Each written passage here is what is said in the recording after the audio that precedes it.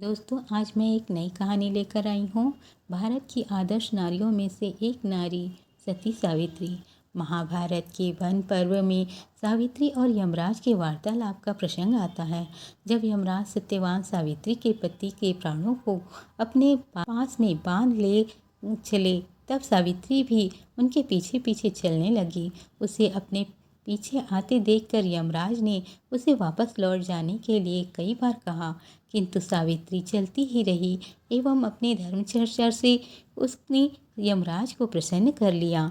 सावित्री बोली, सत्पुरुषों का संग एक बार भी मिल जाए तो वह अभिष्ट की पूर्ति करने वाला होता है, और यदि उनसे प्रेम हो जाए तो फिर कहना ही क्या।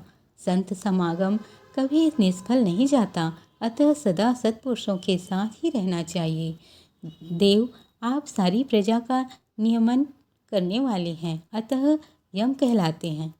मैंने सुना है कि मन, वचन और कर्म द्वारा किसी भी प्राणी के प्रति द्रोह न करके सब पर समान रूप से दया करना और दान देना श्रेष्ठ पुरुषों का सनातन धर्म है। यूँ तो संसार के सभी लोग सामान्यतः कोमलता का बर्ताव करते हैं, किंतु जो श्रेष्ठ पुरुष हैं वे अपने पास आए हुए शत्रु पर भी दया ही करते हैं।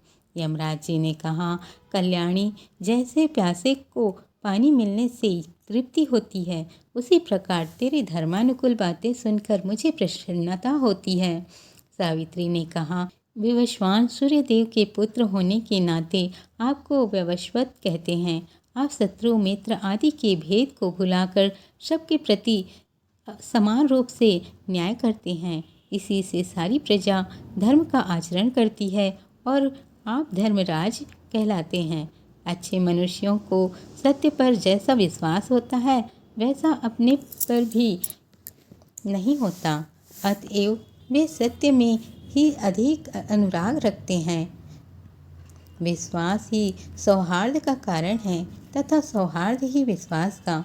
सत्पुरुषों में सौहार्द का भाव सबसे अधिक होता है, इसलिए उस पर सभी विश्वास करते हैं।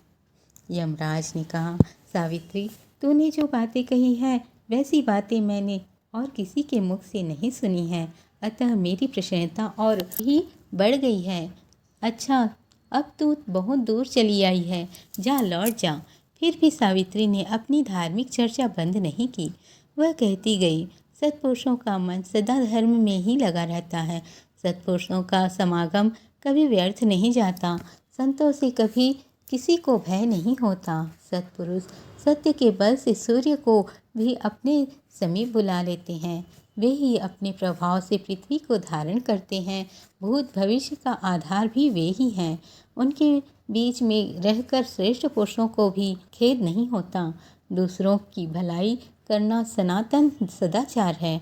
ऐसा मानकर सत्पुरुष प्रत्युपकार की आशा न रखते हुए सदा परोपकार में ही लगे रहते हैं।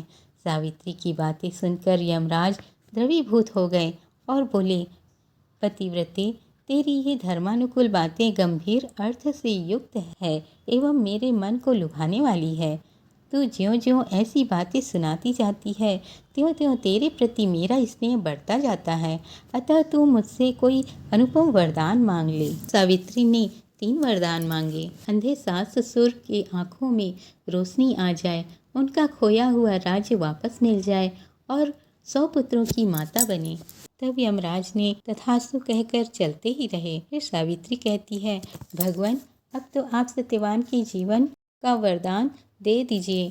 इससे आपके ही सत्य और धर्म की रक्षा होगी।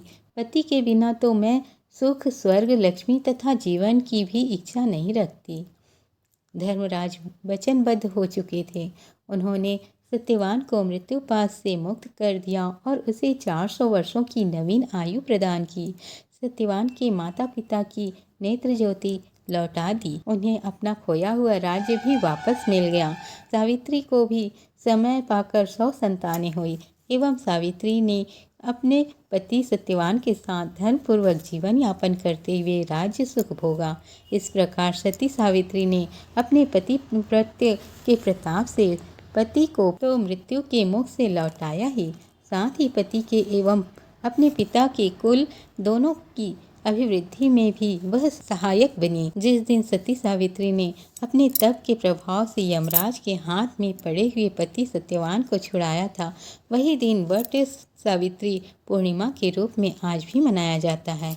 इस दिन सौभाग्यवती स्त्रियां अपने सुहाग की रक्षा के लिए वट वृक्ष की पूजा करती हैं एवं व्रत उपवास रखती हैं। कैसी रही हैं भारत की आदर्श नारियां। अपने पति को मृत्यु के मुख से लौटाने में यमराज से भी धर्म चर्चा करने का सामर्थ्य रहा है। भारत की देवियों में सावित्री की दिव्य गाथा यही संदेश देती है कि हे भारत की देवियों, तुम में अथाह सामर्थ्य है, अथाह शक्ति है। संतों महापुरुषों के सत्संग में जाकर तुम अपनी छुपी हुई शक्ति को जागृत करके अवश्य महान बन सकती हो एवं सावित्री, मीरा, मदरसा की याद को पुनः ताज़ा कर सकती हो। आपको यह कथा पसंद आए कमेंट्स बॉक्स में नारायण नारायण जरूर लिखें। ये वीडियो आपको पसंद आए तो प्लीज़ लाइक करें, शेयर करें, सब्सक्राइब करें और बेल आइकन को दबाना ना भूलें। धन्यवाद।